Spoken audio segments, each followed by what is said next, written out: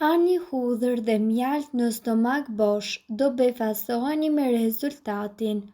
Hudhra ka pak kalori, por përmban shumë ushqyes si që janë për shembull magnezi, vitamina B6, vitamina C dhe fibrat. Hudhra gjithashtu ju ndihmon të luftoni infeksionet dhe gjithashtu redukton ftohjet, kurse mjalti i papërpunuar është plot me antioksidant. Për këtë ju duhen 3 deri në 4 kokë hudhre, 1 filxhan nga mjalti i papërpunuar dhe një kavanos të vogël me një kapak. Ndani kokrat e hudhrës në pjesë individuale dhe më pas qërojeni ato në mënyrë që të largoni shtresën e jashtme.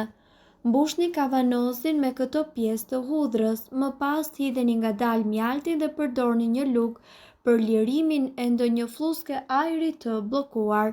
Siguroni se hudhra është mbuluar totalisht nga mjalti dhe do vendosni më pas kapakun.